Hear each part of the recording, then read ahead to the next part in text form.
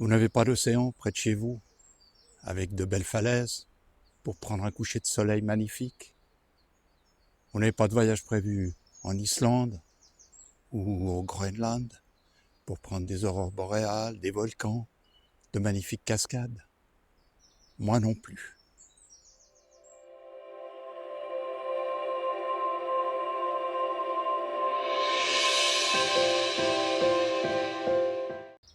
Bonjour et bienvenue dans cette vidéo. Et je me trouve aujourd'hui dans un endroit appelé le Pont Rouge, qui enjambe la Venoge à quelques kilomètres de son embouchure dans le Léman. Nous allons suivre la rivière sur quelques centaines de mètres jusqu'à nous retrouver à une petite cascade provoquée par un barrage, un ancien barrage. C'est l'occasion pour moi d'évoquer la frustration qui m'arrive d'avoir, de ne pas disposer de grands paysages, de paysages grandioses à ma disposition pour mes photos. Comme je l'évoquais dans l'introduction, je n'habite pas au bord de l'océan, je n'ai pas l'occasion de faire des grands voyages. Je dois donc me débrouiller avec ce que j'ai autour de chez moi. Il y a certes de très beaux paysages, comme ceux du Lavaux, dont je vous donne un exemple ici.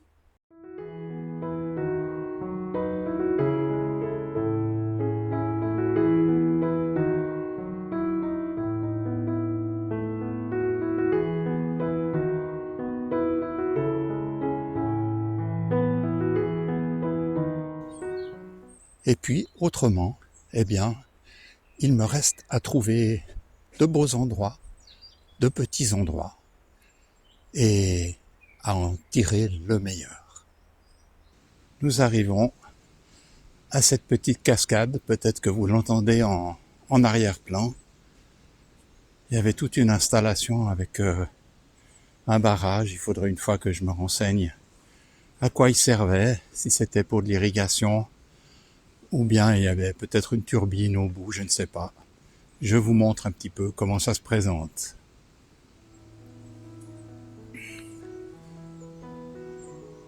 Il y a relativement peu d'eau. Je suis déjà venu dans cet endroit où l'eau montait presque jusqu'aux rives.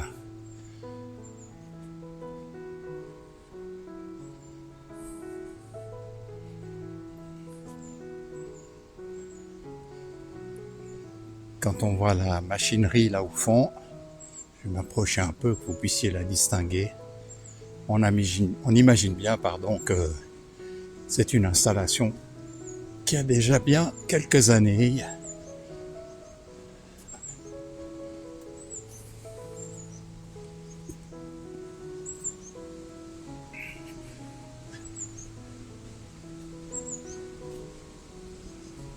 Il y a de grands projets de renaturation de cette rivière. Je ne sais pas si ils impliqueront de détruire cet endroit. C'est pas du tout impossible. On va donc en profiter au maximum.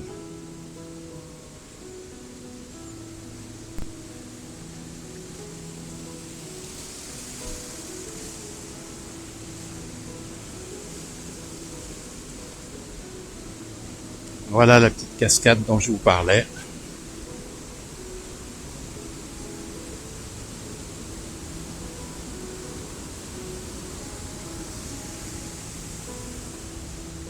On va descendre par là.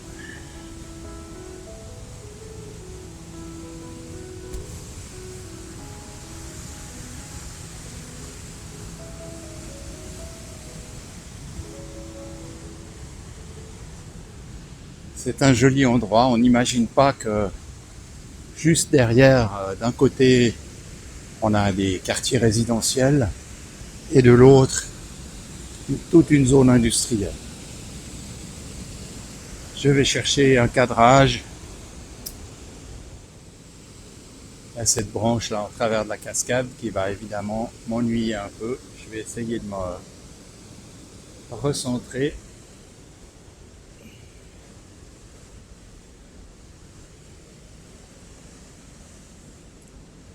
Je dois pouvoir aller sur ce petit banc de sable. En passant par là, il y a comme une plage. C'est un endroit en été où les gens viennent avec les enfants pour se tremper les pieds. En été, il y a évidemment beaucoup moins d'eau.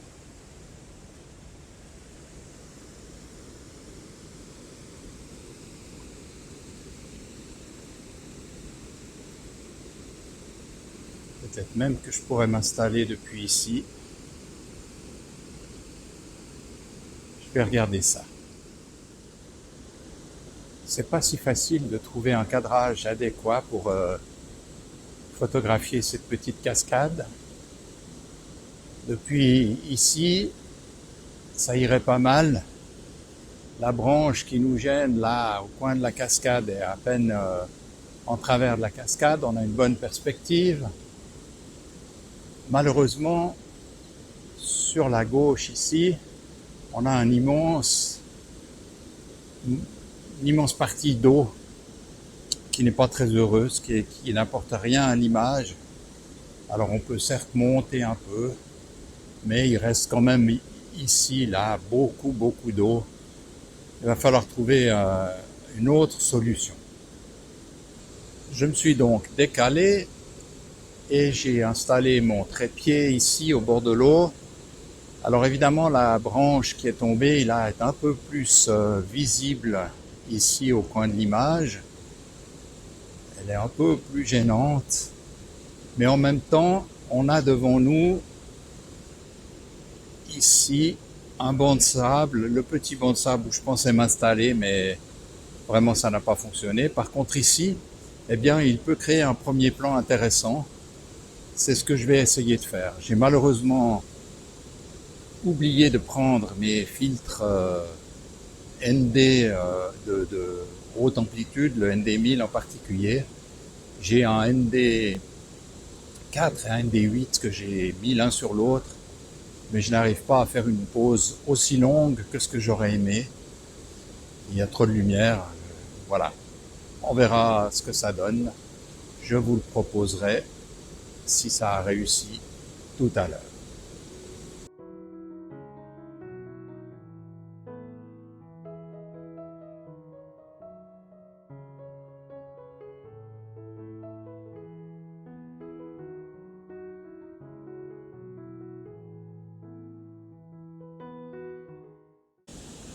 Je suis revenu sur le petit banc de sable en bordure de rivière.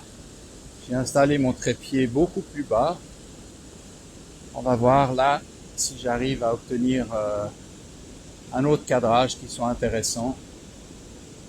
Heureusement, il y a un arbre qui donne une première ombre et qui cache l'ombre de mon appareil et de moi-même. Il va falloir que je m'enlève quand je prends la photo.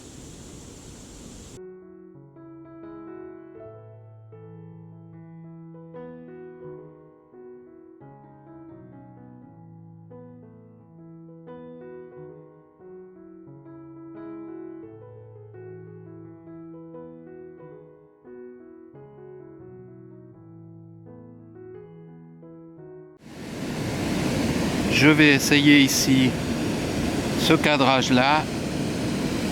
La cascade est évidemment en plein milieu du champ, c'est pas très heureux. Peut-être que j'arriverai à recadrer au moment du développement. Mais j'aime assez tout ce côté-là de l'image qui est assez riche en détails. Et puis répond le mur qui est de l'autre côté ici. Il reste un bout de ciel, mais c'est pas très grave. Et puis devant, au premier plan, on a ce petit banc de sable qui vient donner un peu un premier plan. Je vais peut-être zoomer un peu. Voilà. Je crois que comme ça, c'est un peu meilleur. Je vais prendre une photo et puis si elle vaut un tant soit peu quelque chose, ben, je vais vous la montrer.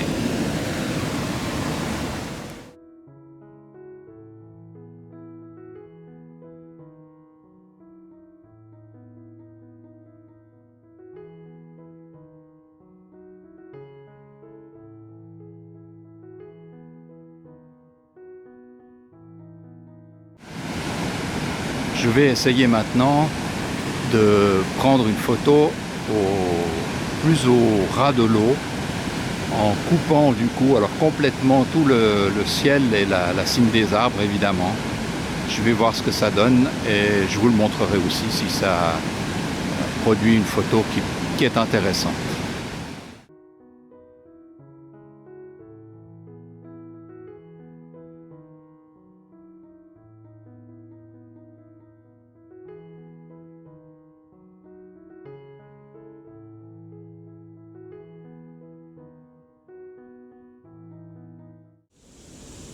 Après avoir fait plusieurs prises de vue en pause lente, à 1 seconde, 1 seconde et demie, je me suis rapproché de la cascade. J'ai deviné mon trépied là en bas. Je marche sur celui que je tiens. Voilà. Et puis, j'essaye maintenant, alors avec une vitesse beaucoup plus grande, au 2/100 de seconde, de mettre en évidence toute cette eau qui mousse, qui gicle là en bas de la cascade. Encore une image que je vous montrerai si elle donne quelque chose.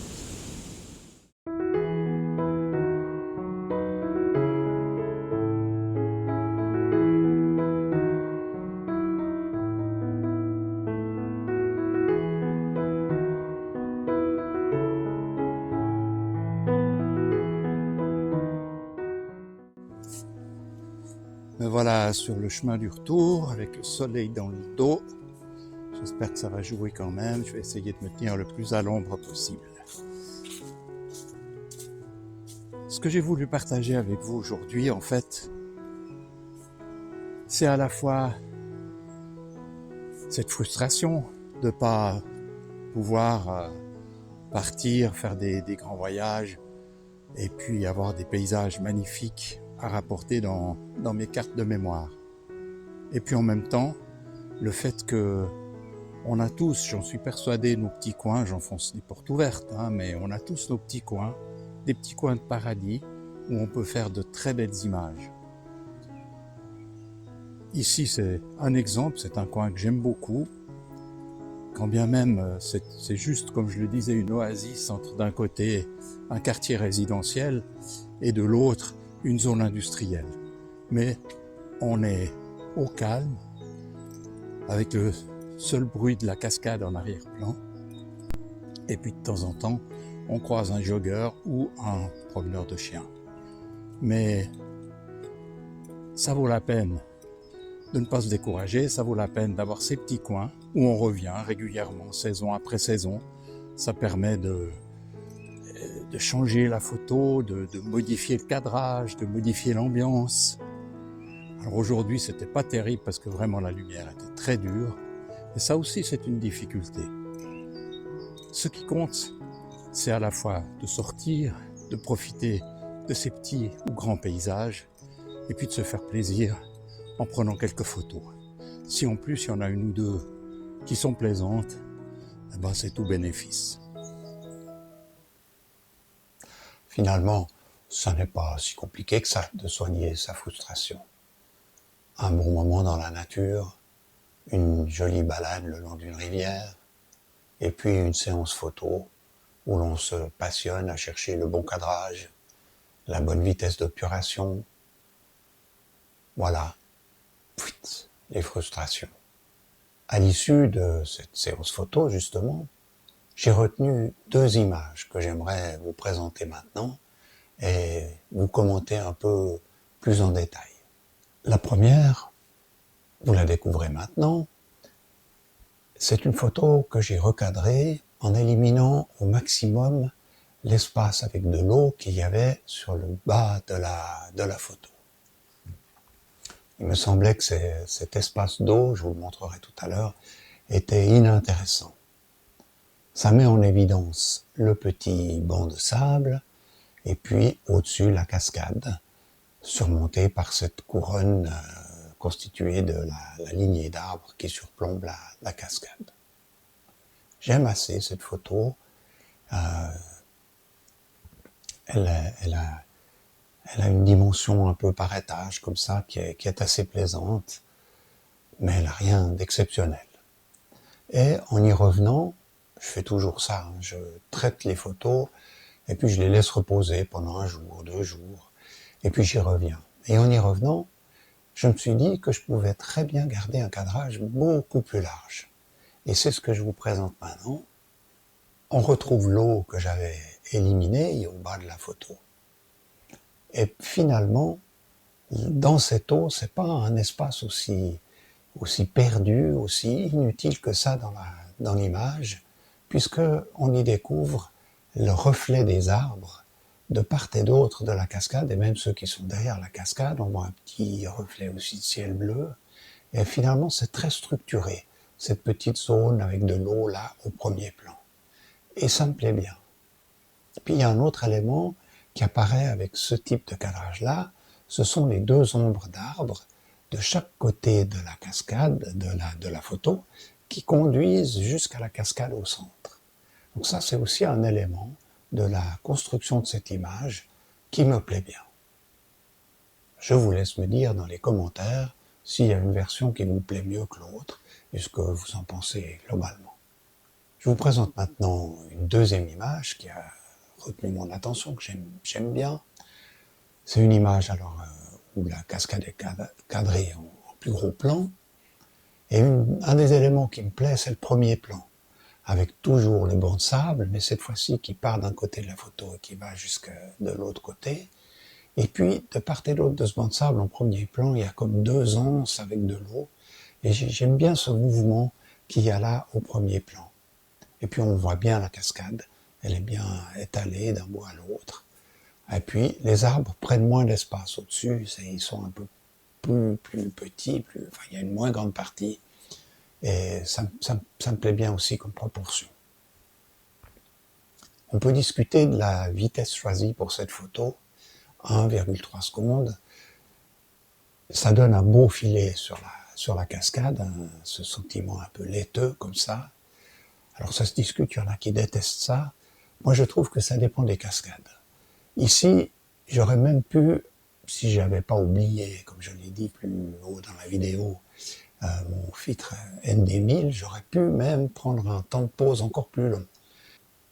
Parce que la cascade n'a pas de structure. Elle est complètement lisse. Donc l'effet laiteux qui est là me convient bien.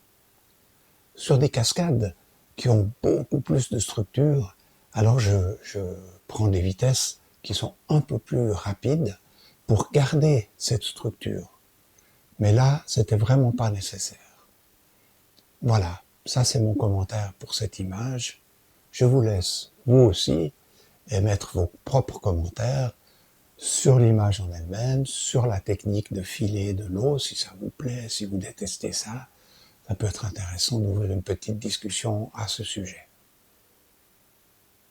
En tout cas, je vous remercie d'avoir visionné cette vidéo. Si elle vous a plu, n'oubliez pas de mettre un petit pouce en haut. Ça aide toujours à aller de l'avant. Et puis à vous abonner si ce n'est pas déjà fait pour découvrir les suivantes que je ne manquerai pas de publier. En tous les cas, je vous remercie encore. Je vous dis à bientôt et salut bien.